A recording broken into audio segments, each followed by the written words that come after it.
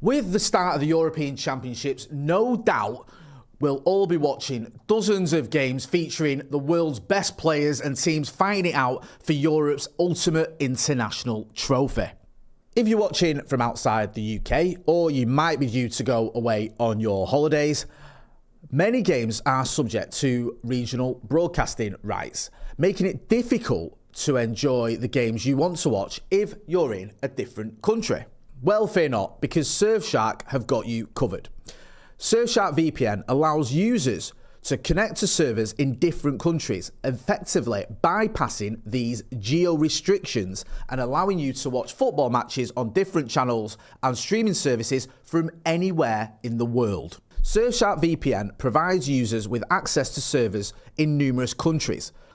This means that football fans can easily switch their virtual location to countries where matches are freely available or where broadcasting rights are less restricted. We all want to watch the games live. Well, thanks to Surfshark VPN, we can, no matter which country we're in, whether you're on your holidays, whether you're watching from abroad, no matter where you are, with Surfshark VPN, you can watch the Euros. Surfshark VPN also encrypts your internet connection, ensuring that your online activities, including streaming matches during the Euros, remain private and secure. We all need that bit of security, and Surfshark gives you that.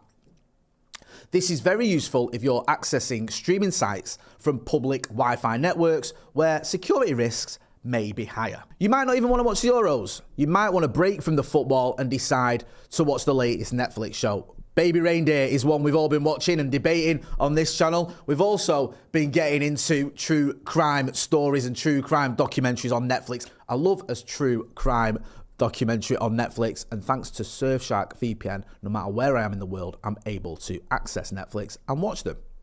By connecting to optimized servers provided by Surfshark VPN, users may experience faster streaming speeds and reduced buffering, so you're not waiting ages to see if that last-minute winner actually did go in. There's nothing worse, is there, when you're watching a game and you think, oh, this is it, this is a crucial moment in the game, it's the last minute, or there's a penalty, is he going to score? And then your screen starts buffering. It is incredibly frustrating. Well, thanks to Surfshark VPN, you don't need to worry about that. Overall, Surfshark VPN offers football fans the flexibility, security, and accessibility they need to watch the Euros from anywhere in the world, making it the best choice for streaming content. England may end up disappointing us this summer, but Surfshark definitely won't. Use the code SAM24, Scotty and Motty, SAM24. There's a link in the description to this video and get an extra 4 months free.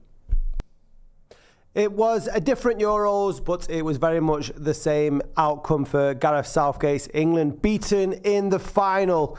I think they should have probably beat Italy a few years ago, but tonight that Spain team was the best team in the tournament from the beginning to the end, unbeaten, and they leave as the champions of Europe. I'm joined by my mate Motty. I'm Scotty. Should we look at the positives? It won't take long. Go on then. They're behind us. Mainoo and Luke Shaw. But Luke Shaw, even though he played like a few minutes, he had a good game tonight. Yeah, Luke Shaw had a good game tonight. He did what he needed to do. I think Mainoo's had a very good tournament.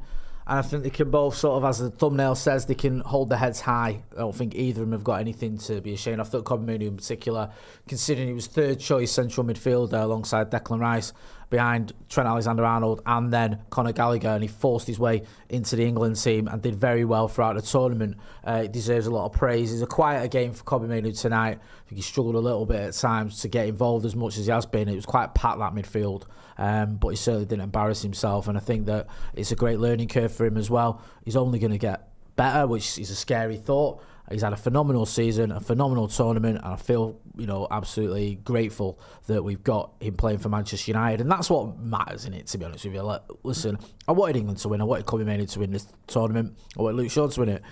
I am English, and I do want England to win tournaments, but that's not as important to me as Manchester United. My main thing was that, Manchester United don't suffer any injuries, that we don't see Luke Shaw pick up another knock and we're at left back for the start of the season, or Mainoo doesn't do anything to himself. I know he got injured last pre-season, so it's good to see them unscathed, good to see them play well, whether that's tonight or in the tournament, and hopefully it'll be, for Mainoo in particular, who's only 19 years old, you can often forget that, he's got at least another, if he stays injury-free, potentially another, 5 or 6 tournaments, different, World Cups and Euros. He could play in this England side for the next sort of 12, 13 years or whatever, which is quite a scary thought when you think about the levels he's reached when he's only been playing first-team football for his club since November.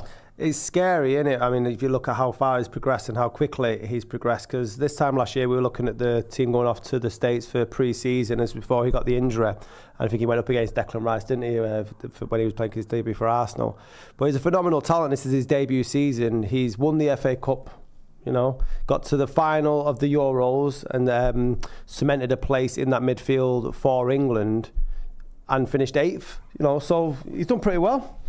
Yeah, he has. Loads of people in the chat. Thanks for getting in. Leanne Hellstrip says, no duck in orange sauce to celebrate tonight, Jay. No, unfortunately not. Could always drown my sorrows in it.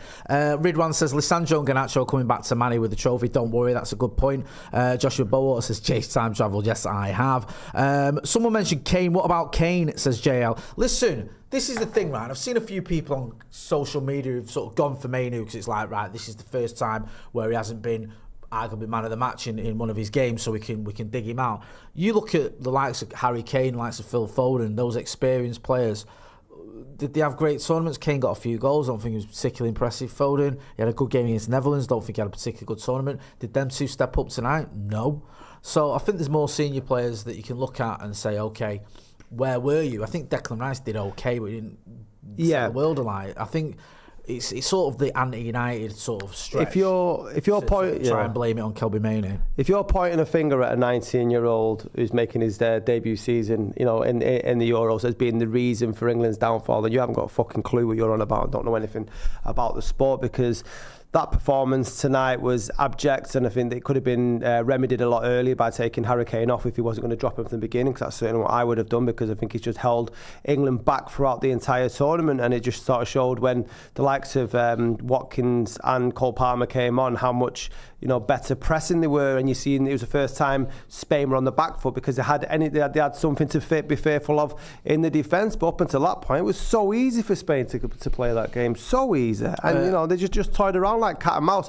And we were saying throughout the watch along that it wasn't a matter of can Spain beat, it was a matter of if and when they were just going to they were going to get a goal. Yeah, I think in all honesty, I mean, you were saying this on the watch along we did, that maybe the only way realistically Southgate could have got a result tonight is had we gone into this game with a bit of momentum, not just the Netherlands game, and obviously the momentum from penalties against was it Switzerland?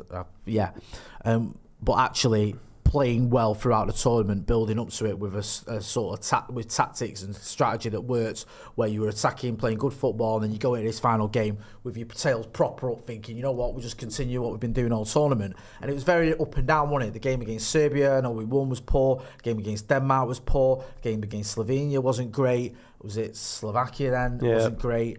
They needed a last-minute equaliser from Jude Bellingham. The game against Switzerland, yes, it was great to score those penalties, but it wasn't a fantastic performance. Netherlands was the first one where you go, okay, it's a good performance, but you left it a bit late to get going. You're getting going in the semis against the team that's been going all tournament. It's difficult. So I honestly think going into this game, and when you look at how it's panned out, and in retrospect, with a manager like Gareth Southgate and the way the team have been playing, going into this match, I think we're on a bit of a hiding to nothing. I don't think he probably had it in him to get a result, and I don't think this team going into it the way we did had it in him, because we said it before the game, you need players to step up. You need everyone, especially your senior players, especially them, your captain, to step up. Yeah, Harry Kane needed to step up. He didn't. He had probably one of his worst performances in England shirt. The other thing I can remember him doing of note was getting booked. Saka did okay. Foden didn't really do a lot. Declan Rice didn't really do much. Pickford did all right, but he kept giving the ball away with his passing. These are your senior players. These are the players you look at and go, they've been in a final before. They can get us over the line. And they didn't. None of them turned up, really. Those are the players that you've got to be pointing a finger at. If you've got Pickford just playing long ball 20 minutes into the game, that doesn't instill confidence that he thinks that we can play similar to the Spanish team. And so Pickford had been doing that a hell of a lot throughout the tournament. But there was just so many question marks, even going into the semi-finals and the final. And edged our way through each one with the Bellingham overhead kick. We should never have got to that stage anyway. That's a team we should have been beating anyway. The penalties shouldn't have got to that stage. We shouldn't have relied on a questionable penalty against Netherlands.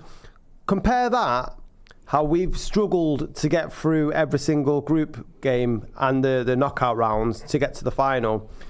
This is a Spain team that beat Croatia, Georgia, Albania, Italy, France, Germany, and then England to the final. Do you know what I mean? And then they were relentless from the off, because before a ball was kicked, that squad and that team knew what they were doing.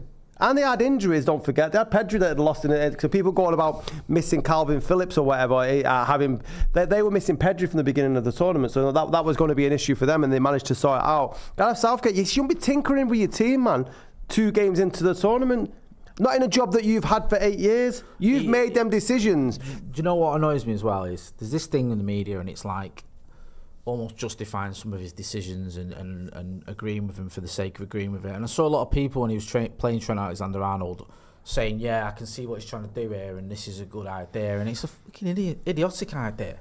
Anyone who watched that FA Cup final or saw Scotty and Mainoo, the way he was playing for United, knows that he can play alongside Declan Rice and he's the go-to guy. Anyone who watched the Belgian game when he was player of the match knows he's your guy, put him in there. And he didn't. He wasted 2 games with Trent Alexander-Arnold.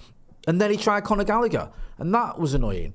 And he rode his luck a little bit, and you can argue, well, okay, sometimes it's luck, sometimes it's design. I feel like the one where was it like the last minute where he brought on Ivan Toney last minute, that was a bit more lucky than the other one where with Ollie Watkins, where it was a little bit more design. But you never really felt like this team has got cohesion, this team has got a system that's working. It was a little bit more like moments. Bellingham gets you out of jail. Ivan Toney and Harry Kane link up to get you a goal. Penalties. There's these sort of little sort of spells in the game where we're on top and we get a goal, whatever. But it wasn't like where you watch Spain, and even when they're on the back foot, they look quite comfortable a lot of the time. Like they leave you to sort of long range shots and trying silly things. And it's like I watched them a few games where they looked almost unbeatable. I mean, there was a couple of games. France had moments. Croatia was the game where it could have gone either way at one point, but it didn't. It went Spain's way. So you're looking at their tournament compared to England's, and you've got one team, and it's quite rare, this. It is very rare that a team starts very well in a tournament and ends very well and wins it. One of every game, then? Yeah. Usually a team will have a little bit of a moment. They'll have a game where they don't turn up, they get a bit of a look, and they just, they win on penalties, or they, do you know what I mean? Or the manager will change it. And I've seen great teams change things midway through a tournament. I remember when I was a kid, the Brazil team in '94, they made a change where it was like Ray, who was one of their best midfielders, who was very creative, swapped in for Dunga, who was more defensive halfway through the tournament, and it worked a treat because it was like it let other players like Bebeto and Romario and all the attacking players they had just like push forward, and he did a lot of the donkey work. Little tweaks like that can sometimes happen. We saw it all in 2006 where the France team basically took over from Domenech and said, we're going to do it. We're managing this team, and they almost won it, didn't they? I think if Zidane hadn't put Materazzi, they probably do. So Materazzi, sorry, I got his name wrong. You know what I'm on about. So it can happen, a little tweak in the tournament, but 2 or 3 tweaks and then still riding your luck and still landing moments. When you look back now in retrospect, it was always going to be highly unlikely that we were going to do anything against Spain. We needed Spain to have an off night. Basically, they didn't. They had a relatively comfortable first half. They lost Rodri and kicked on. They actually looked probably a little bit better in the second half without Rodri, which is amazing because I think he's an unreal player. Yeah, and the fact that when we equalised, we allowed them to get back on the ball and continue to do what they were doing in the first half. When we'd obviously shown them that when they're under pressure, you can get at them a little bit through Cole and Watkins, and we just went back into ourselves and stuff. But tonight, the best players were the defenders for England. I thought Kyle Walker in the first half had a great game. I thought Luke Shaw had a great game. The 2 centre-back pairings as well. They had a great. I think they had good tournaments. Probably the defence was probably the best players for England as a collective, any position across any position across the field. But for me, I think if anyone's a stout England fan, I'd be asking for a new manager given that talent there, and I'd never want to see Harry Kane with respect to what he's achieved as an England player with the goals and stuff. But he's just his days are past, man, for that shirt. Get involved in the chat in the comments. Loads of people. Also, there's a link to our Patreon in the chat if you would join us, support the channel. Breen Irwin says, called Pickford a prat over dramatic. Glenn F, good to see him in the chat, says there was no second way of playing. It's one game, that's it under Southgate. 1-0 or penalties, absolute crap. Joshua Bowater says Spain have consistently played good football as well. Rajan says Southgate's not getting the best performances out of our best players. Have to appreciate what he's done, but a better tactician is needed. I agree with that. Whitterbird says when does good managers Southgate pardon, it makes managers. Walker was awful in the second half, says Amy Webb. Someone else saying he's at fault for the second goal. I think there was England sort of were all over the place at points in the second half. I think there was a little bit of, you could see it was like getting erratic, and I honestly don't think this helps, and I don't want to keep blaming Pickford, but when you've got a goalkeeper, by the way, Sam Z, thank you for your super chat as well, much appreciated. When you've got a goalkeeper just hoofing it up all the time, just giving the ball away, you could see Ollie Watkins, someone mentioned in the chat, Ollie Watkins Pickford, having a go at him, and you got Pickford. You need a bit more composure now. You need to keep possession. Just giving Spain possession constantly doesn't help. And there was a point, right, and this sort of summed it up for me. I think it was in the 92nd minute, England get a free kick just inside the Spanish half.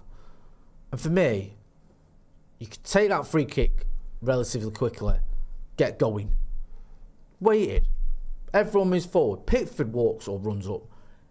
He takes it. Then we lose it, and that was it. Yeah. That's the game done. I just think I don't get it. And I think it needs a new manager with fresh perspective, some better tactics, can get a system, doesn't owe any of these players anything, has got the cojones on him to go, Harry Kane, thanks, but you're done here now. Maybe bring in some new talent, and we can start playing a little bit more progressive, because you know what? I can stomach England not winning things. I'm used to it, and I'm not as invested in England as I am with Manchester United anyway, but it'd be nice to be entertained. Yeah, it certainly would, yeah. It'd be nice to go and sit at home or whatever, watch England in the next World Cup and be entertained by them and go, you know what, even if you went out, like, we play good football, it's good, you see good young players on the ball, scoring goals, free-flowing, there's a bit of back and forth or whatever, rather than just watching dross, and at the end of it, you don't win anything. That's the problem. It's like the worst of both worlds. Yeah. Because yes, we've got to the last stage of the competition, and I can't knock that, Southgate, I think he deserves credit for that. But we haven't won anything for a reason. I think a big reason is just him. He ain't got it in him. I don't think when it came to Croatia in 2018, France in the last World Cup, Italy in the Euros, and Spain tonight, I don't think he's that guy. I think when you're up against Roberto Mancini or Del Fuentes or whoever, or a Deschamps, I don't think he's... But that's why you need your manager, because Southgate has got by and large, on either moments within a game or just on the pure fact that the 11 that you're putting out, just in their nature and ability, is better than the team you're playing. So you should beat them by law. And then it's just when you get to these latter stages, there's them tweaks that you need. That's what makes great managers. Yeah. Anybody could. I'm like, just looking at the performances they put out, anybody could do that job. Anybody should have got that 11 to that squad to the final, given the run. Anybody should have done that. The run. You look at that run. Very, very lucky to be on the side of the draw we were on, because we avoided all the big guns. Netherlands as well weren't great. They're a name, but they're a bit like Spurs or something like that. Yeah, you know, it's like a bit of a name. You remember like Milan were a few years ago? They sort of got their act together now, but remember when Milan weren't that great? Yeah. And it was still dining out on the 90s. Yeah, it's like, oh, we've got AC. Remember when we beat them in the Europa, and you're like, AC Milan, that's one of the biggest names in football, but they weren't great. And like, it feels a little bit out of Netherlands when I don't care how many goals he scores. I don't rate Memphis. I don't think he's that good, and the fact that we were over reliant on Volvegos to get him out of jail says it all. Get involved in the chat in the comments. Joshua Bowater says, wouldn't surprise me if it was Potter who gets the job. Decent coach, very media friendly. He might be the best person out there. If they want to stick with an English manager, it probably is. Yeah, I mean, I know he didn't do well at Chelsea, but it was a bit of a bin fire there. And also at Brighton, he did very well. He's done better at Brighton than Gareth Southgate ever did at Middlesbrough. The only sort of issue he might have, Potter, is sort of coming in now, and has he got the balls to make those big decisions? What do you go for from that? Because in many ways, Southgate was loved by the FA, and then equally so by the media in his first few tournaments, was because of his likeability. Now, do you go for like, or do you go for a manager that knows how to manage a team? What do you go for there? Because he has changed the atmosphere around England. Like, I was walking down here to do the show tonight, and it just seemed to be a lot more sort of family friendly. Whereas it was a little bit more sort of vitriol back in the 90s watching in England. I think that's England in general. Though. You know what? I think even with any manager, I think there's an element of that, just because these players, it's a bit different here now. The players, I think Southgate gets a lot of credit, and I've given credit for bringing everyone together and the squad together. But I think players are like that now anyway. If you look at players like Mainoo and Palmer and Foden, and even like we've seen it with like Rashford and that, with opposition players, they get on. They do like social media, they're on each other's social medias. Yeah. They do brand stuff together. Back in the day, you would never have had Rio Ferdinand or Roy Keane, doing a photo shoot with Steven Gerrard. Yeah, it wouldn't happen.